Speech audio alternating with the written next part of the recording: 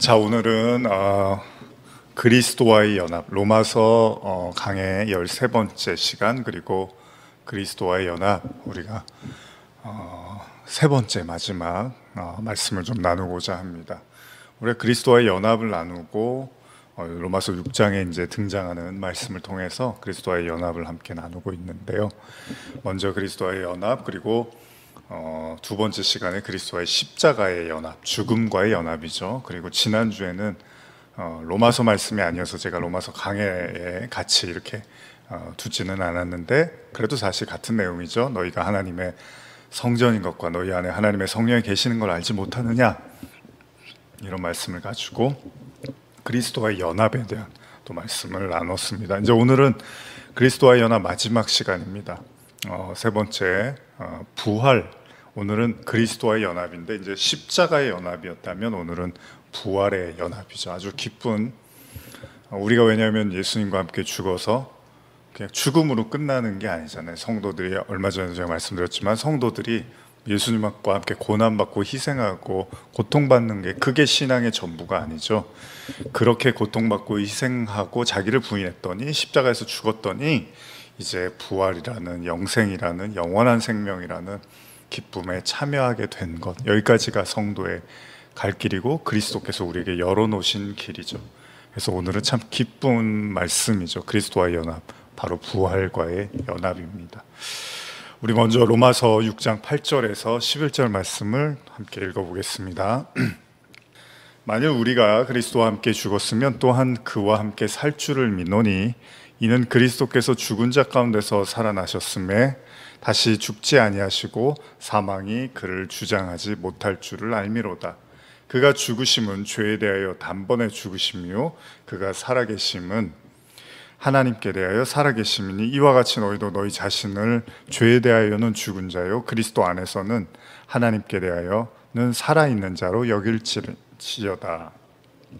자, 우리는 지난 시간에 그리스도와의 연합으로 먼저 십자가의 죽음에 대한 연합을 말씀을 나누었습니다.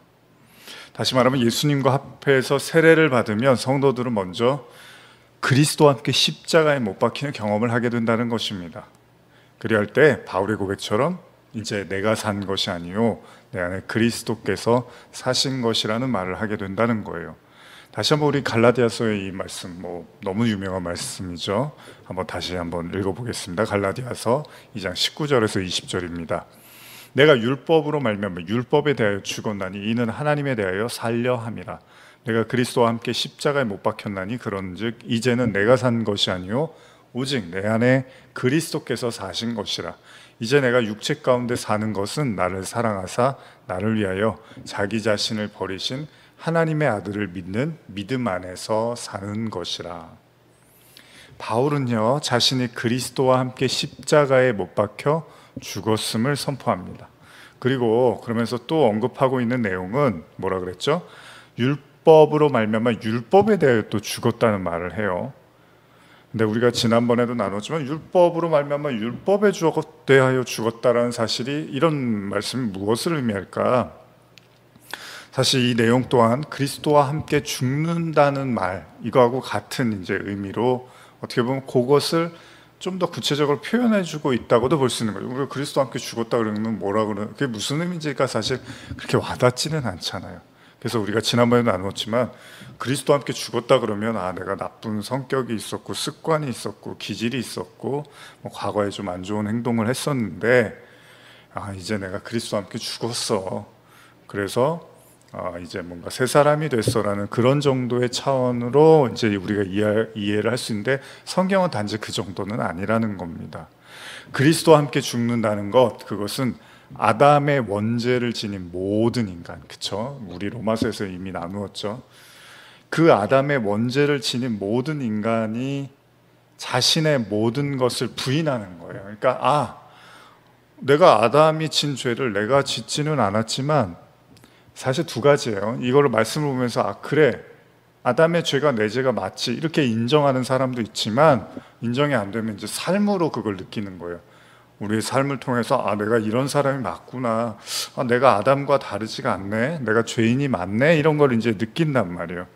그럴 때 이제 서서히 어떻게 되느냐, 나는 하나님 앞에서 이렇게 부인되어져야 되는 존재가 맞고 하나님이 주시는 생명, 그리스도라는 생명만 붙잡고 살아야 되는구나라는 걸 이제 깨닫고 고백하게 된다는 거죠. 바울의 고백처럼 바울이 로마서에서 뭐라 합니까? 육신으로, 로마서 8장이죠. 육신으로는 하나님을 기쁘시게 할 수 없다는 말이요. 사실 이것이 제 아무리 훌륭하고 대단한 인간적인 그 무언가를 갖고 있다 하더라도 하나님의 구원의 기준은 뭐죠? 오로지 어린 양의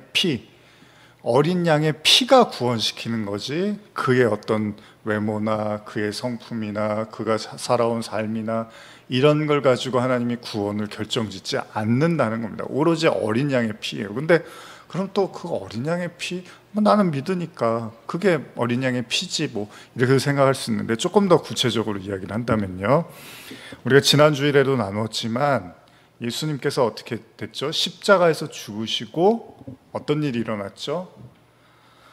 뭐 이 성전을 헐라 내가 사흘 만에 일으키리라고 할 때 예수님이 십자가를 지셨더니 성전이 진짜 예루살렘 성전이 무너진 건 아니었잖아요. 그런데 한 가지 일은 생겼어요. 예수님이 십자가에서 죽으시고 그 성전 안에서 있었던 가장 그 하나님의 대제사장만 드나들 수 있는 그 성소의 휘장이 갈라졌단 말이죠. 그 성소는 바로 오로지 하나님의 임재를 상징하는 곳이기 때문에 아무나 들어가면 안 되고 실제로 죽습니다. 하나님의 대제사장만 들어가는 겁니다. 그런데 그게 갈라져 버렸어요. 예수님이 십자가를 지자. 그리고 나서 살 길을 열어두신 거죠. 모든 사람들에게 그 길을 열어놓으셨단 말이죠. 근데 바울이 뭐라 그래요? 히브리서에서 뭐라 그래요? 뭐 바울뿐만 아니라 그 하나님 앞에 나가려면, 그러면 이제 열려졌으니까 뭐 아무나 들락달락한다 뭐 이렇게도 우리가 생각할 수 있지만, 좀 더 구체적으로 이야기를 하는 게 히브리서 말씀인데요. 히브리서 10장 19절에서 20절 보시면, 그러므로 형제들아 우리가 예수의 피를 힘입어 성소에 들어갈 담력을 얻었나니 그 길은 우리를 위하여 휘장 가운데로 열어놓으신 새로운 살 길이요 휘장은 곧 그의 육체니라, 이렇게 말을 하고 있단 말이에요. 조금 더 이해를 돕기 위해서 현대어로 제가 한 번 더 읽어드리면, 그러므로 사랑하는 형제들이여 이제 우리는 예수께서 흘려주신 그의 피의 덕분으로 하나님이 계시는 지성소에 들어갈 수 있게 되었습니다. 신선하고 새로운 이 생명의 길을 그리스도께서는 그 휘장 곧 당신의 몸을 찢으심으로써 우리에게 열어주셨습니다. 우리가 이 사실을 주목을 해야 되는데, 그러니까 하나님께 나갈 수 있는 유일한 방법은 예수의 피밖에는 없다는 거예요. 뭐 이걸 모르는 성도들이 얼마나 되겠습니까? 그러니까 뭐 하나님의 임재니까 휘장이 갈라지고 이제 성소가 열렸으니까 아무나 들락달락한다, 이것도 사실 엄밀히 말하면 이게 아니죠. 그리스도의 보혈을 가진 자만이 이제 간단 말이에요. 거기 들어갈 수 있다는 거잖아요. 그런데 우리가 나누고 있는 그 바울의 갈라디아서의 고백이라든지 로마서에서 뭐 믿음을 굉장히 강조하는 것도 바로 이 부분에 대한 이야기인데, 다시 말하면 뭐 계속 말씀드렸습니다. 성도는 그 스스로의 의로움이라든지 선함이나 율법 지킴으로써 하나님께 나갈 수 있는 것이 아니라 오로지 예수의 피의 공로로만 가능하다는 겁니다. 이런 사실을 잘 보여주고 있는 내용이 우리 예전에도 나눴지만 출애굽기에서 이스라엘 백성들이 애굽에서 이렇게 탈출하는 모습이죠. 출애굽기를 보면 12장을 보면 하나님께서 10가지 재앙을 통해서 이제 애굽을 치시는데, 마지막이 무슨 재앙이죠? 장자의 죽음의 재앙이죠. 이 죽음의 재앙을 통해서 결국은 그 강팍했던 바로 왕이 이스라엘 백성께 놓아주는 계기가 되잖아요. 그런데 그 무시무시한 재앙이 시작되기 전에 하나님이 이스라엘 백성들에게 명령을 하십니다. 뭐라고 하시죠?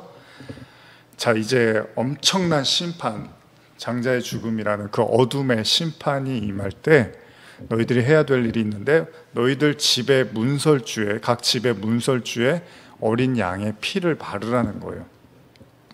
그렇게 말씀을 하십니다. 한번 본문으로 볼까요? 출애굽기 12장 13절 14절인데요. 내가 애굽 땅을 칠 때 그 피가 너희가 사는 집에 있어서 너희를 위하여 표적이 될지라. 내 피를 볼 때 너희를 넘어가리니 재앙이 너희에게 내려 멸하지 아니하리라.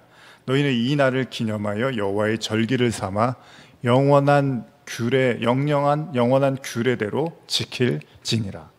6월절이죠. 우리가 잘 알고 있는. 그러니까 애굽을 칠 때 심판이에요. 하나님의 심판이 나타날 때 표적을 주셨는데 그게 뭐냐면 어린 양의 피를 보면 그냥 넘어가시겠다는 거예요. 심판하지 않겠다는 거예요. 이것이 하나님이 엄중한 심판으로부터 당신의 백성을 보호하기 위한 유일한 방법으로 제시한 것입니다. 하나님의 심판은 그들의 됨됨이나 성품이나 신앙심으로 판단하는 것이 아니라 오로지 그 집의 문설주에 어린 양의 피를 발랐느냐 그렇지 않느냐로 결정하시겠다는 겁니다. 이 부분도 우리가 진지하게 생각해야 되는데요. 하나님의 눈은요, 우리를 보는 것이 아니라 엄밀히 말하면 하나님은 심판에서 뭐라 그래요? 내가 뭐 누구 이름을 기억했다가 내가 살려줄게, 뭐 누가 뭐 착한 일 많이 했는지를 기억했다가 뭐 산타 할아버지가 뭐 성탄 크리스마스 때 뭐 착한 일 많이 하면 기억했다가 선물 주고, 이게 아니라 하나님은 뭘 보냐면 내가 이렇게 지나갈 거야. 내가 너희를 지나가는데 너희 집에 어린 양의 피가 있으면 나는 패스, 나는 그냥 넘어갈 거야. 그런데 그렇지 않으면 심판받는다라고 말을 합니다. 즉 예수의 흔적, 어린 양 피가 사실 예수죠. 그 흔적이 있느냐 없느냐가 중요하다는 겁니다. 마찬가지로 예수 그리스도의 죽으심으로 말미암아 성소의 휘장이 갈라지고 하나님께 나갈 수 있다는 의미도요. 이게 이제 난 예수님이 나를 위해서 죽으셨고 피 흘리셨어, 그걸 믿어. 근데 이렇게만 이제 이해를 하지만 사실 엄밀히 말하면 바울의 고백처럼 뭐라고 해요? 우리도 그리스도와 함께 십자가에 죽어야만 그 어린 양의 피로 말미암아 하나님께 나아갈 수 있는 은혜가 생긴다. 그래서 바울이 나중에는 내 안에 그리스도의 흔적이 있다고 말하는 게 그거예요. 같이 함께 못 박고 같이 살아났다는 거예요. 여러분, 십자가는 우리를 위해서 지으신 거잖아요. 그러니까 우리는 구경만 해도 되고 예수님이 다 하셨으니까 우리는 그냥 구경만 하고 믿기만 하면 돼. 사실 성경은 그렇게만 말하고 있지 않습니다. 맞아요. 그렇게 믿는데 결국 그 믿음이 우리를 어디로 안내하냐 하면 함께 못 박히고 함께 살아나는 것까지가 신앙의 여정, 예수라는 길이라는 겁니다. 결국 그렇게 될 때 어린 양의 피로 말미암아 하나님께 나아갈 수 있는 은혜가 생기고, 근데 이런 얘기를 하면 그래도 잘 피상적으로 좀 이해가 안 갈 수 있어요. 그렇죠? 뭐 다 뭐 같은 얘기 아니야. 그러니까 결국 믿으라는 거잖아. 그것도 틀린 얘기가 아니잖아요, 사실. 예를 들면 나는 예수님이 나를 위해서 피 흘리고 십자가에 돌아가셨으면 믿으니까 그럼 된 거 아니야, 이렇게 생각할 수 있단 말이죠. 믿고 받아들이는 거 굉장히 중요한 거죠. 그런데 우리가 지난 몇 주에 걸쳐서 읽었던 로마서 8장에 그 제가 좀 중요하다고 말씀드리면서 반복했던 본문을 오늘도 한 번 더 읽어보면 여기에는 반드시 그리스도의 영이 함께 해야 된다라는 표현을 하고 있잖아요. 로마서 8장 7절, 8절, 9절 한 번 더 읽어볼까요? 육신의 생각은 하나님과 원수가 되나니 이는 하나님의 법에 굴복하지 아니할 뿐 아니라 할 수도 없음이라. 지금 여기서 육신의 생각은 하나님과 원수가 된대요. 그래서 사실 이 본문을 보면 바울이 자기가 십자가에 못 박혔는데 내 정과 욕심은 십자가에 못 박혔다, 이런 표현을 쓴단 말이에요. 그러니까 자기의 그 육신적 생각을 자기의 정과 욕심으로 이제 그 규정하고 있단 말이에요. 그러니까 인간의 생각은 늘 자기 자신을 향해 있고 자기의 욕심과 안목의 정욕과 뭐 그런 어떤 이 세상의 부유함과 어떤 자기 자신의 안락함을 위해서 항상 우리는 그런 생각을 한단 말이에요. 그러다 보니까 그 십자가를 이해할 수가 없어요. 왜 뭐하러 십자가에 못 박혀 죽어야 돼? 뭐하러 자기 부인해야 돼?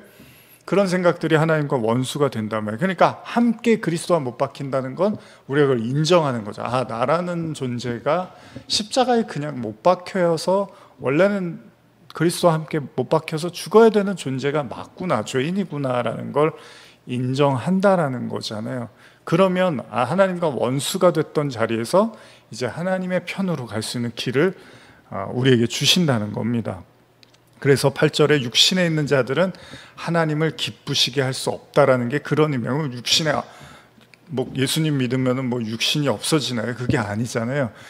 그럼에도 불구하고 육신을 입고 있지만 생명의 근원은 이 육에 있는 게 아니라 하나님의 말씀 영에 있구나라는 걸 인정하는 과정. 여기서 반드시 우리는 십자가를 경험해야 된다는 겁니다. 그렇게 될 때 9절에 만일 너희 속에 하나님의 영이 거하시면 너희가 육신에 있지 아니하고 영에 있나니 누구든지 그리스도의 영이 없으면 그리스도의 사람이 아니라, 이런 말을 하게 되는 거예요. 결국 바울이 내가 그리스도와 함께 십자가에 못 박혀 죽었나니 그러고 나서 뭐라 그래요? 그걸로 끝? 그게 아니라 이제 내가 산 것이 아니요 내 안에 그리스도가 살았다. 내가 이제 육체 가운데 거함은 내 안에 계신 그리스도 그 생명 때문에 내가 이렇게 살 수 있는 거다라는, 그거를 영이라는 거예요. 그리스도의 영이 내 안에 계시다는 거예요. 이거는 반드시 죽음을 통과할 때 하나님의 살아나심, 하나님의 살리시는 영, 그리스도의 영이 우리 안에 거하게 된다는 겁니다.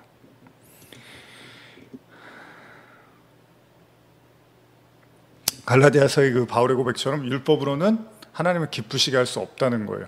그건 하나님께 나갈 수 있는 방법이 아니라는 겁니다. 그래서 내가 율법으로 의로워질 수 없구나라는 걸 깨닫는 게 바로 율법에 대해서 죽었다라는 거예요. 이 율법은 내가 의로워질 수 있는 길이 아니라 이 율법을 내가 절대 못 지키는 거구나라고 내가 그렇게 인정하면 이제 이 율법은 나한테 효력을 잃게 되고 오로지 나는 이제 은혜의 법, 성령의 법, 생명의 법을 붙잡게 된다는 겁니다. 그것이 바로 율법으로 말미암아 율법에 대해서 죽었다라는 거고, 율법에 대한 이제 가능성을 부정하는 거예요. 내려놓는 거예요. 그리고 이게 아니라 오로지 예수 피, 이것만이 하나님께 내가 갈 수 있는 거구나라는 걸 인정하는 거죠. 이렇게 제가 말씀을 드려도 뭔가 피상적이고 이해가 잘 안 되실 수도 있습니다. 그렇기 때문에 그리스도의 연합이라는 게 사실 그렇게 간단한 문제가 아닐 수도 있어요.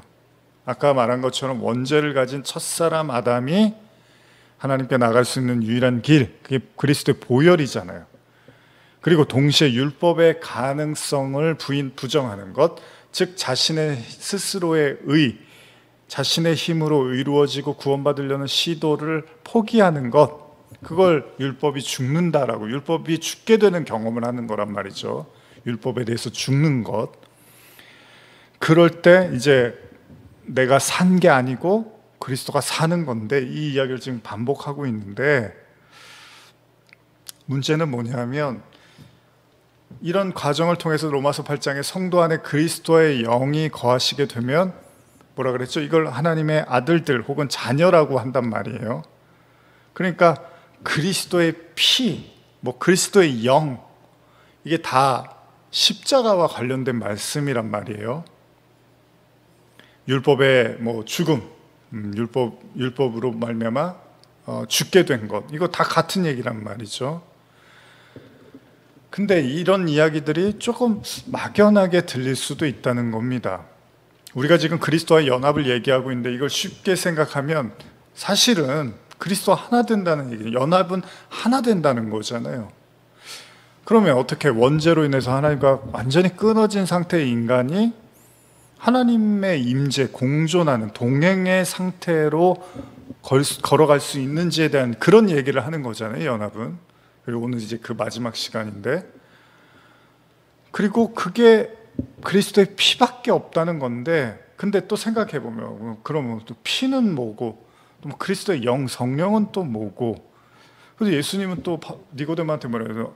네가 하나님 나라에 들어가려면 물과 성령으로 또 거듭나라 그랬는데, 그 또 피는 뭐고, 물은 뭐고, 또 성령은 뭐고, 그리스도의 영은 뭐고, 다 이런 것들이 이제 뭔가 좀 이렇게 확 와닿지 않을 수 있다는 겁니다. 그래서 이걸 좀 잘 설명해 주고 있는 성경 구절이 있는데, 요한일서 5장에 보시면요, 이런 말씀이 있습니다. 한번 읽어볼까요? 요한일서 5장 4절에서 8절인데요.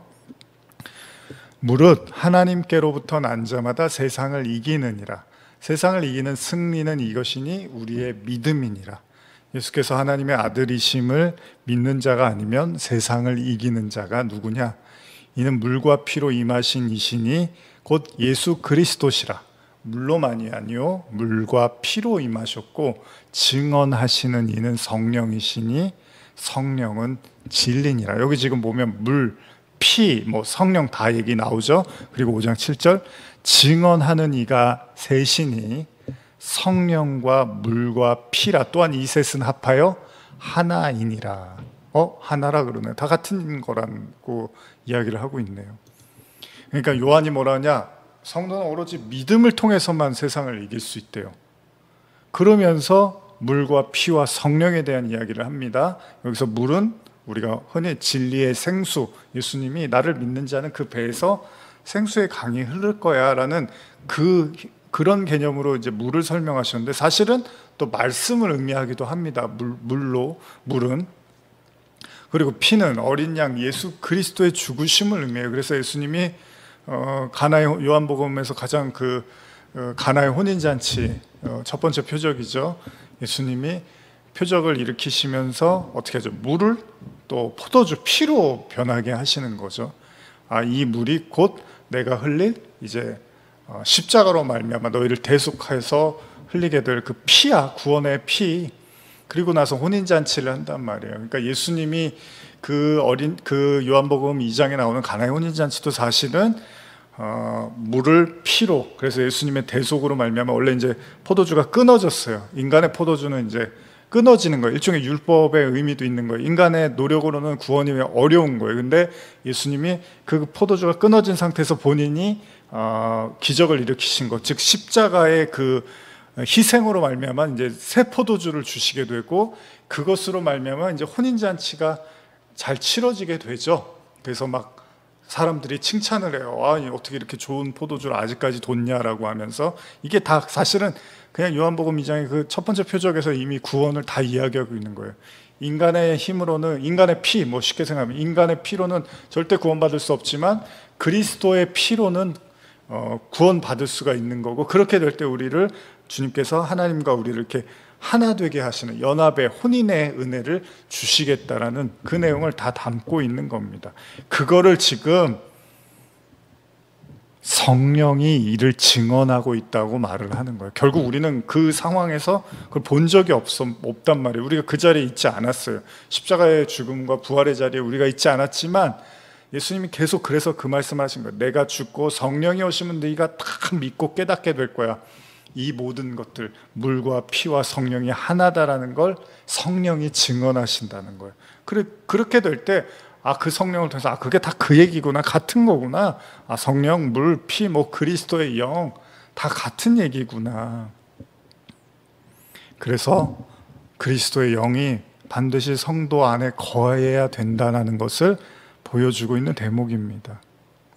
결국 그리스도의 십자가의 죽음과 부활, 그리고 승천에 관한 모든 것을 우리에게 믿고 또한 믿을 수 있는 힘과 은혜를 주시는 것, 그것이 바로 성령이라는 거예요. 그리스도의 영이라는 겁니다.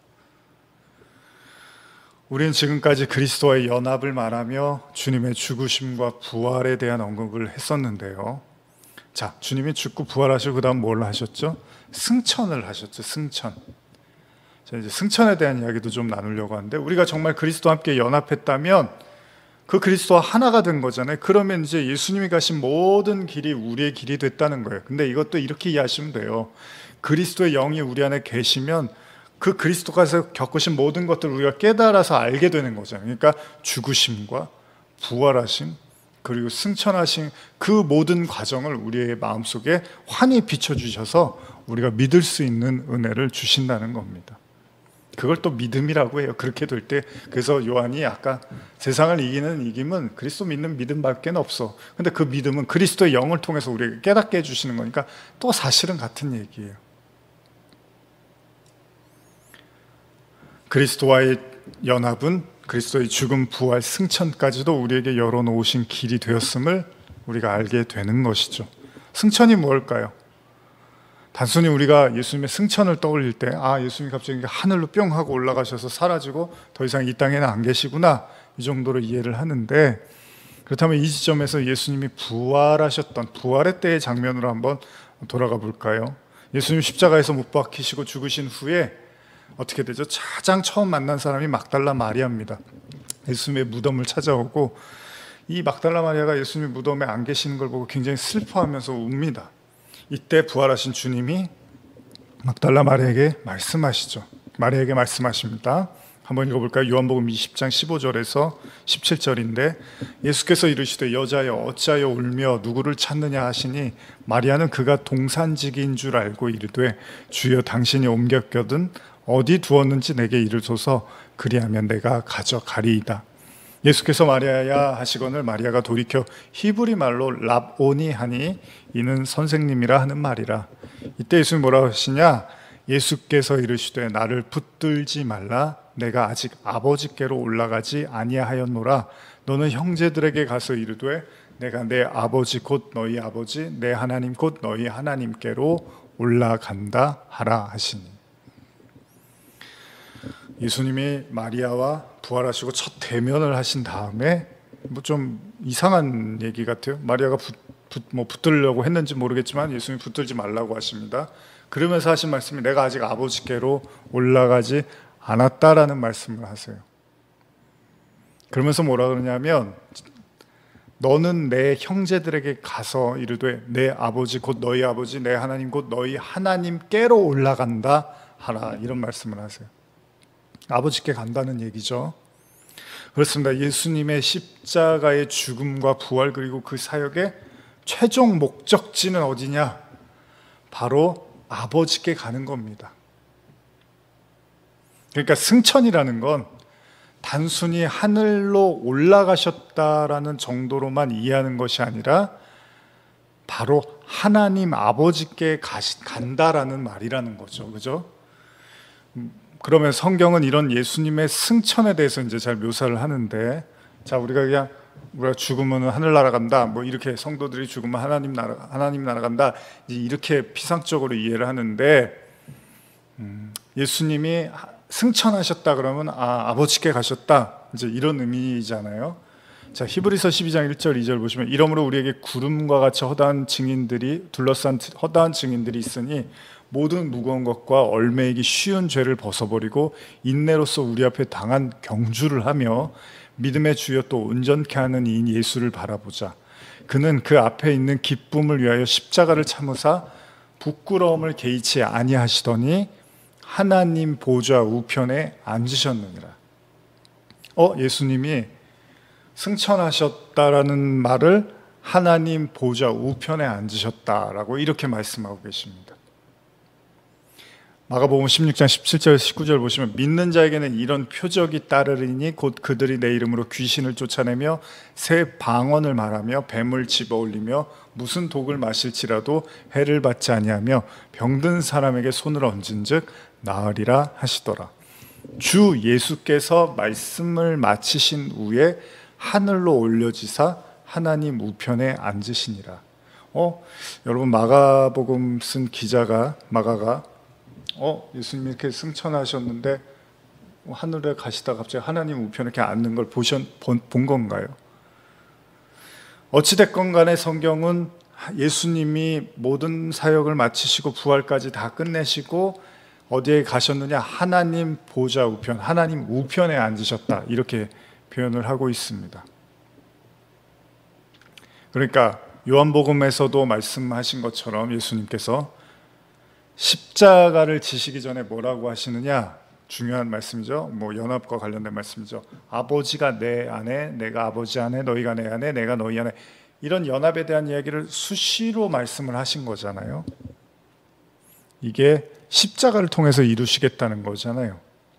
근데 우리가 생각해야 될 것이 있습니다. 아까도 우리가 히브리서의 말씀을 본 것처럼 예수님의 육체를 휘장으로 비유를 하고 있는데, 왜 이 얘기를 하냐면 성전에서 하나님께 나갈 수 있는 유일한 길이 그 휘장인데 그 휘장을 갈라뜨렸어요. 근데 그 휘장을 또 히브리서에서 예수님의 육체라 그랬어요. 그 무슨 말이냐면 예수님은 죽어도 되고 안 죽어도 되는 분이 아니라 반드시 죽으셔야만, 반드시 피를 흘려야만 우리가 하나님께 나아갈 수가 있다는 거예요. 그래서 우리가 지난주에 성전에 관한 말씀할 때 예수님의 육체를 성전으로도 예수님이 비유를 하셨죠. 내 육신, 자기의 육체가 성전인데 이 성전은 헐라고 하신 거란 말이에요. 왜? 예수님 자신의 육신이 헐어져야지만 눈에 보이는 성전이 아니라 새로운 성전, 즉 성령의 전으로서 우리 안에 하나님의 성전을 삼으시겠다는 것, 이게 예수님의 십자가의 또 이유란 말이죠. 근데 사실 이게 다 같은 얘기예요. 그렇죠? 휘장이 갈라져서 하나님께 가는 거나 예수님이 자기 성전, 육신을 성전으로 비유해서 내 이제 성전이 무너지면 이제 사흘 만에 일으키겠다는 그 새로운 하나님의 성전, 그게 또 우리 안에 성령으로 오시겠다는 거잖아요.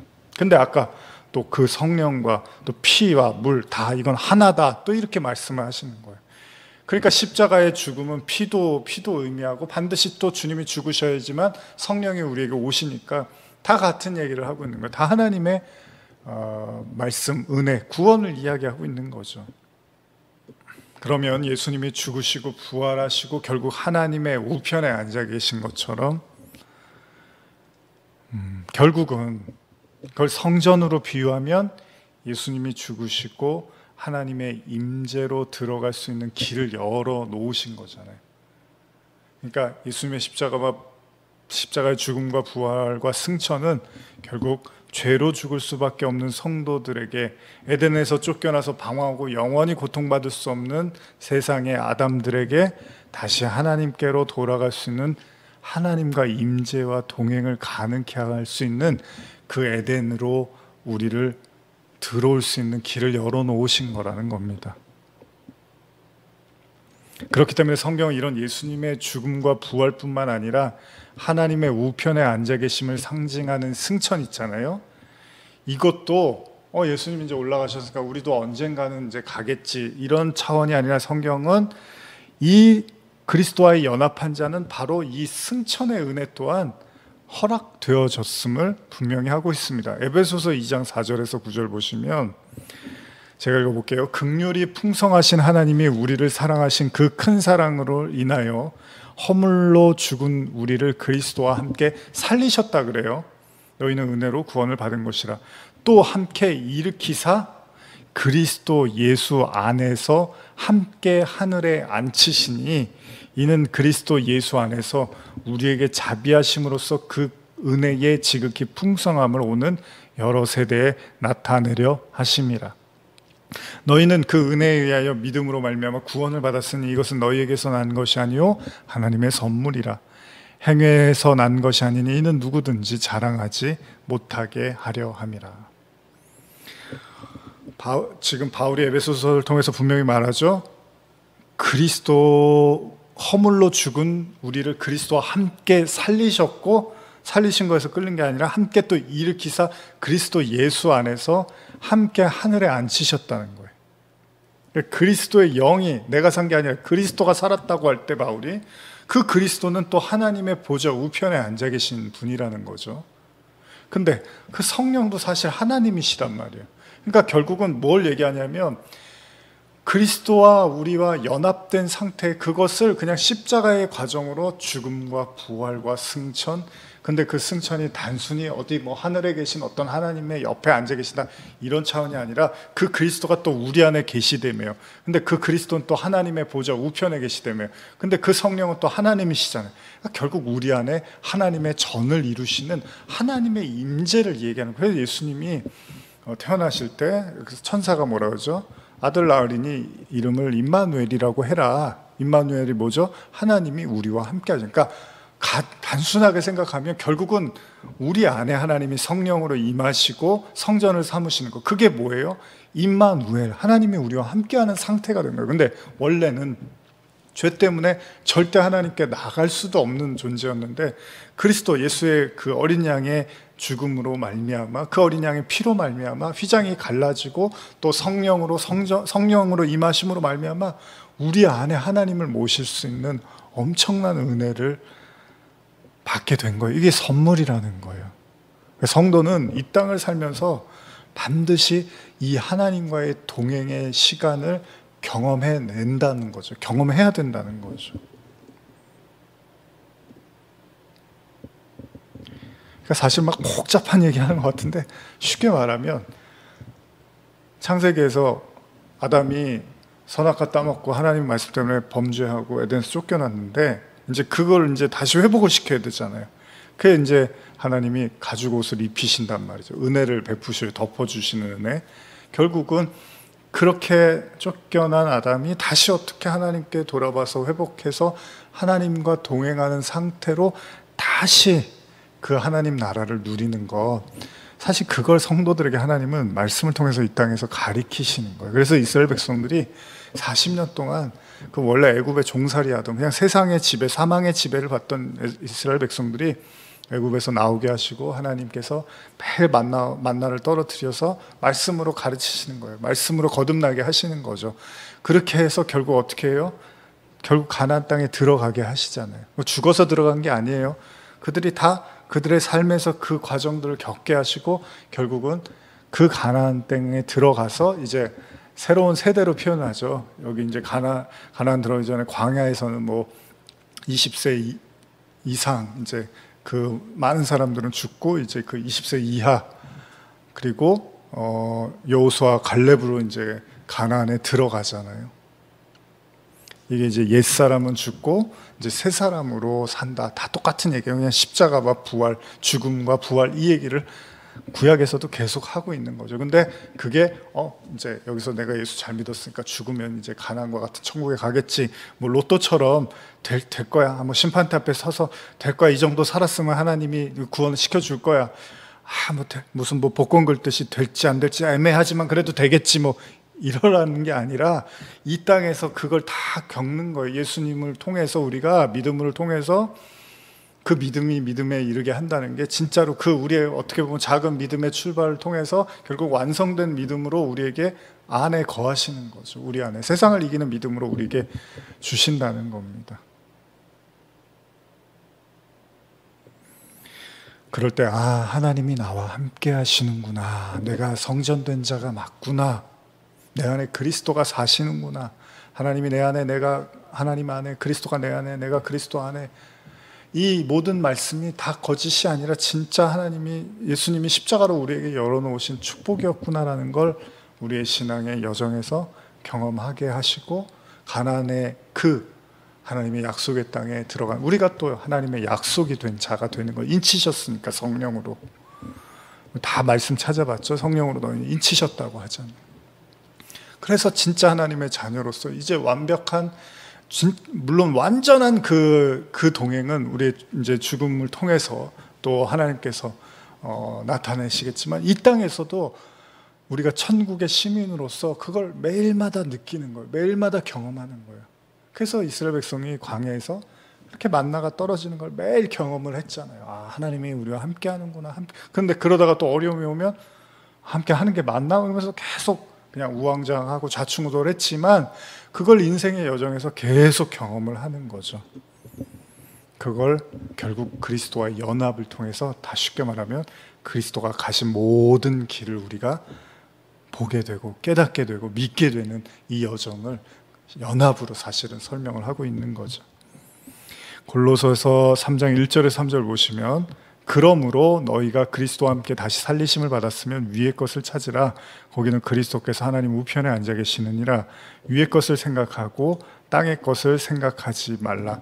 이는 너희가 죽었고 너희 생명이 그리스도와 함께 하나님 안에 감추어졌습니다. 여기도 지금 그러죠. 너희가 그리스도와 함께 다시 살리심, 원래 죽었는데 살아난 거를 지금 얘기하는 거잖아요. 그러니까 다시 살리심을 받았으면 이제 위의 걸 찾으라는 거예요. 뭐 하늘 바라보라는 게 아니라, 물론 뭐 그렇게 우리가 이제 이해를 하지만, 진짜 생명, 하나님이 생명을 바라보라는 거예요. 예수님이 말씀하신 것처럼 너희가 믿으면 그리스도의 생수의 강이 너희 안에 흐른다고, 너희 배에 흐른다고 한 것처럼, 이제 그 생명이 내 안에 주어졌구나, 이 생명만이 오로지 하나님이 주신 거구나, 그 생명을 나타내기 위한 삶을 살라는 것입니다. 땅의 것을 생각하지 말고 이제 영원한 하나님의 나라를 경험하고 느끼고 고백하고 전하라는 거죠. 여러분과 제가 바로 이 그리스도와의 연합을 통해서 하나님의 사람, 하늘의 사람, 천국의 시민이 됐음을 우리의 삶에서 날마다 느끼고 그 동행을 살아내라는 것입니다. 얼마나 놀랍고 커다란 축복이 아닐 수 없습니다. 그래서 예수님이 뭐라고 하신 거죠? 아주 쉬운 말씀, 우리가 잘 아는 예수님이 뭐라고 해요? 나로 말미암지 않고는 아버지께로 갈 수 없다, 이 말씀을 하신 거예요. 그러니까 반드시 우리는 예수라는 문을 거쳐야 하지만 또 그 문이 깨져야 돼요. 왜? 그 문이 깨져야지만 휘장이 갈라지고 옛 성전이 무너지는 거니까. 그래야지만 우리가 하나님 안으로 들어가고 그때 우리가 비로소 성전된 자가 되고 그걸 연합 동행이 되기 때문입니다. 이런 엄청난 은혜가 담겨있는 또 다른 말씀 보면 에베소서 말씀인데요, 에베소서 2장 13절에서 18절 보시면, 이제는 전에 멀리 있던 너희가 그리스도 예수 안에서 그리스도의 피로 가까워졌느니라. 그는 우리의 화평이신지라. 둘로 하나를 만드사 원수된 것 곧 중간에 막힌 담을 자기 육체로 허시고 법조문으로 된 계명의 율법을 폐하셨으니 이는 둘로 자기 안에서 한 세 사람을 지어 화평하게 하시고. 둘을 하나로 만드신 거예요. 예수님이 그 하나님과 우리를 하나로 만드신 거죠. 16절, 또 십자가로 이 둘을 한 몸으로 하나님과 화목하게 하려 하심이라. 원수된 것을 십자가로 소멸을 하시고 또 오셔서 먼 데 있는 너희에게 평안을 전하시고 가까운 데 있는 자들에게 평안을 전하셨으니 이는 그로 말미암아 우리 둘이 한 성령 안에서 아버지께 나아감을 얻게 하려 하심이라. 그렇습니다. 하나님께서 준비하신 어린 양 예수 그리스도, 주님은 십자가로 이 모든 일을 우리에게 가능케 하셨고요, 우리를 다시금 하나님과 동행하는 바로 그 하나님 나라와의 상태로 이끌어 가신 거죠. 그러니까 엄밀히 말하면 하나님의 나라는 단순히 죽어서 가는 나라, 그것만이 아니라 바울의 고백처럼 그리스도와 함께 죽고 부활하는 그 연합의 은혜를 통해서 이제 보증으로 우리에게 주신 성령의 인치심을 받게 됨을 말미암아 그들에게 하나님 나라가 임한 거예요. 그러니까 하나님의 나라는 그냥 단순히 피상적인 게 아니라는 거예요. 우리 안에 십자가로 말미암아 우리에게 임하시는 하나님의 나라도 있다는 겁니다. 그래서 예수님이 하나님의 나라를 묻는 바리새인들에게 이렇게 말씀을 하신 거예요. 여러분 잘 아시는 말씀이죠. 누가복음 17장 20절 21절 한번 잘 생각해 보면서 한번 읽어볼까요? 바리새인들이 하나님의 나라가 어느 때에 임하니까 묻거늘 예수께서 대답하여 이르시되 하나님의 나라는 볼 수 있게 임하는 것이 아니요, 여기 말하죠. 하나님의 나라는 볼 수 있게 임하는 것이 아니요, 또 여기 있다 저기 있다고도 못하리니 하나님의 나라는 너희 안에 있느니라. 이제 이렇게 말씀을 하신 거예요. 좀 더 잘 이해가 되시지 않을까 싶습니다. 그렇습니다. 하나님의 나라는 결국 뭐예요? 하나님의 임재와 다스림이 함께하는 곳이잖아요. 하나님의 통치를 받는 상태를 하나님의 나라라고 한단 말이에요. 뭐 가면 뭐가 있고 뭐 맛있는 게 많고 뭐 보석으로 바닥에 보석으로 깔렸고 이런 게 중요한 게 아니라 하나님의 나라는 엄밀히 말하면 하나님의 다스림을 받는 상태란 말이죠. 그러니 우리에게 성령이 임했다는 건 이제 우리가 성령의 지배를 받는 거예요. 바울의 얘기처럼 성령의 법을 따라가는 거죠. 은혜의 법을 따라가는 상태, 그 상태를 하나님 나라라고 하는 겁니다. 그것이 바로 거룩한 성전이고 하나님의 임재라는 것입니다. 이게 얼마나 큰 축복입니까? 그리스도의 연합이 우리에게 주는 엄청난 축복이죠. 그걸 바로 임마누엘로도 설명을 한 거라는 거죠. 하나님이 함께 하신 거예요. 그러니까 복음은 한마디로 뭐예요? 하나님이 함께 하는 것. 나중에 제가 함께 예전에도 설교를 안 한 건 아니지만 이 함께가 되게 중요한 거예요, 여러분. 결국 하나님과 인간이 함께하는, 그게 영원한 이제 우리가 사모하는 그 본향인 거잖아요. 함께하는 것. 그래서 하나님이 아담이 독처하는 게 좋지 못하니까 하와를 이렇게 만들어서 주시고, 근데 어떻게 해요? 하와가 범죄했는데 하와를 그러면 그냥 벌하시고 죽이시면 되잖아요. 근데 그렇지 않아요. 하나님은 그들을 다시 보존해서 그 죄악의 상태지만, 물론 에덴에서 쫓아냈지만 다시금 그 삶을 또 영위해 나가고 그 속에서 하나님의 말씀을 깨닫고 진리를 깨달을 수 있도록 하나님은 또 길을 열어주신다는 겁니다. 왜요? 하나님의 목적은 누구를 심판하고 없애고 이게 중요한 게 아니라 하나님은 아프고 힘들더라도 함께하고 견뎌내고 그 속에서 우리 가족도 그렇고 결혼이라는 것도 그렇고 그런 거잖아요. 혼자가 편할 때가 있죠. 그런다 같이 하면 불편하고 어려울 때도 있지만은 그걸 하나님은 계속 유지해 나갈 수 있도록 그 아담과 하와의 이야기에서 계속해서 그들의 삶을 또 지탱해 나갈 수 있도록 인도하신다는 거예요. 그냥 심판하고 없애버리지 않으신다는 거예요.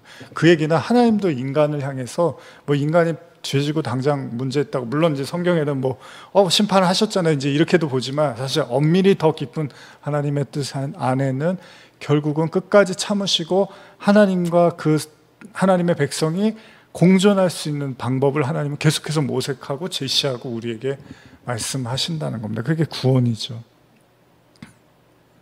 그리고 결국 하나님은 그 과정을 통해서 연합의 상태를 우리에게 허락하시고, 바로 그게 새 생명이, 바울이 말하는 새로운, 이제 내가 보라 새 것이 되었도다라고 말하는 이제 하나님이 주신 새 생명의 상태가 된다는 겁니다. 그때 우리는 옛사람은 죽고 다시 새 사람이 됐다고 말을 하게 되는 거죠. 오로지 그리스도만 산 거예요. 내 안에 그리스도만 사신 거죠. 뭐 더 나누고 싶지만 시간이 많이 가서 본문 하나만 읽고 이제 마무리를 하려고 하는데, 여러분 잘 아시는 스데반, 사도행전에 나타나는 순교자죠. 스데반의 그 모습을 보면서, 스데반이 이제 그 설교하면서 이제 결국은 당시에 그 사람들이 듣다가 이제 막 너무 격분해 갖고 돌을 던져서 이제 스데반을 죽이게 되는 그런 장면인데, 여기 보시면 한번 지금까지 들으신 말씀을 쭉 떠올려 보면서 한번 이 구절을 한번 들어보셨으면 좋겠습니다.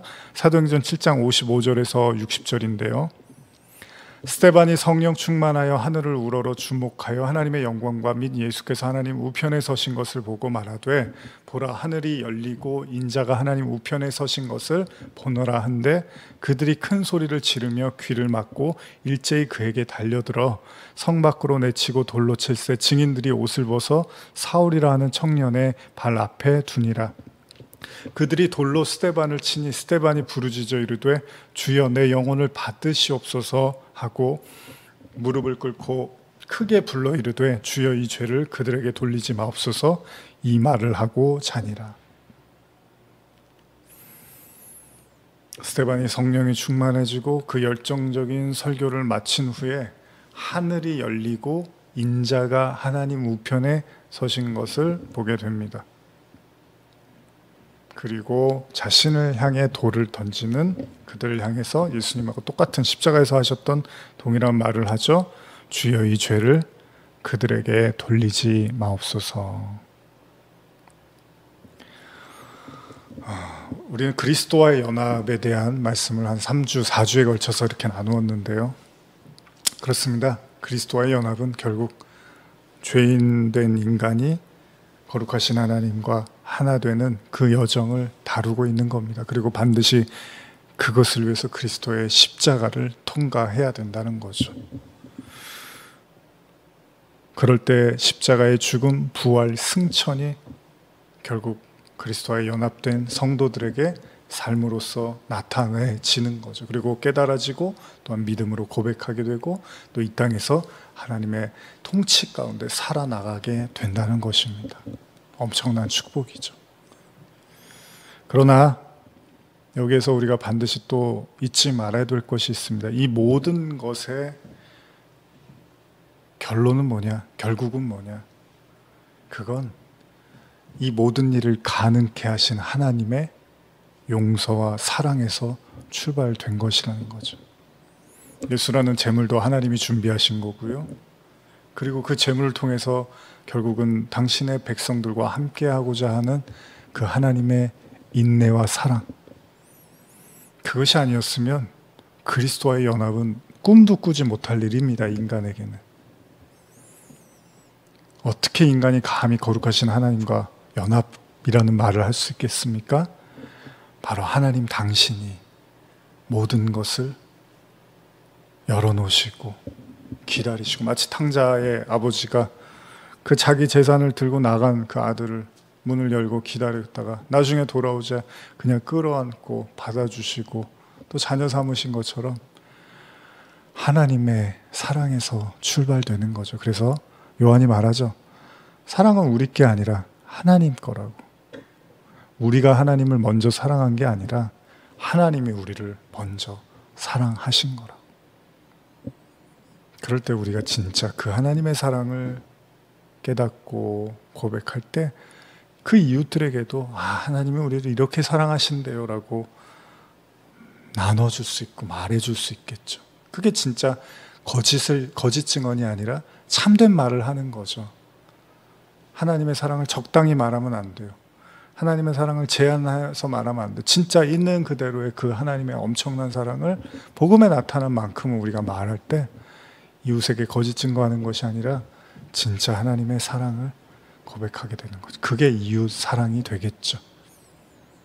진짜 하나님의 사랑을 나눌 수 있는 것, 복음을 전할 수 있는 것. 결국 그리스도의 연합도 하나님의 사랑입니다. 어려운 시간을 보내고 계시는 모든 성도분들에게 그 시간들이 외롭고 아무도 알아주는 것 같지 않고 정말 혼자 있는 것만 같아도 그래도 그 시간 속에서 하나님이 함께 하시다는 사실을 절대 잊지 않으셨으면 좋겠습니다. 하나님은 보이지 않지만 우리와 함께 하십니다. 그 하나님, 혼자 있더라도 외롭더라도 그 하나님을 바라보시고 그 하나님으로 말미암아 오히려 더 큰, 인간이 줄 수 없는, 사람이 줄 수 없는 하나님의 축복, 풍성한 은혜를 누리시기를 간절히 축복합니다. 이제 우리 찬양하고 이제 기도로 마쳤으면 좋겠습니다. 다음 주일은 지금 실시간 예배가 원래는 이제 저희가 첫째 주, 셋째 주 실시간 예배를 예정되어 있잖아요. 아직은 4단계, 거리두기 4단계니까요. 일단은 뭐 변경사항 있으면 따로 문자로 안내해 드리겠습니다. 추석 잘 보내셨을 텐데 또 이제 다가오는 10월 아까도 기도한 것처럼 많은 또 풍성한 하나님의 은혜와 열매를 누리는 또 시간이 되셨으면 좋겠고요. 물론 뜻대로 마음대로 되지 않는 또 절박하고 답답한 상황에 계신 분들도 많이 계실 줄 압니다. 하나님의 은혜를 서로 구하며 기도하며 붙잡아주고 일으켜 세워주시는 하나님의 축복이 함께 하시기를 또한 간절히 기도합니다. 우리 마지막으로 아까 불렀던 성자의 귀한목 마지막 4절을 그냥 목소리로 우리 찬양하고 제가 기도하고 축도로 마치겠습니다.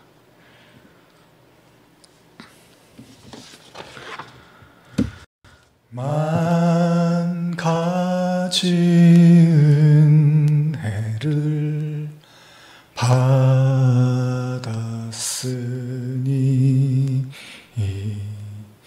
내 평생 슬프나 즐거우나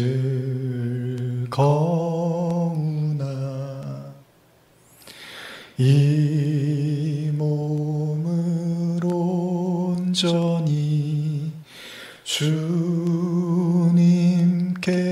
바쳐서 주님만 위하여 늘 살겠네. 아멘.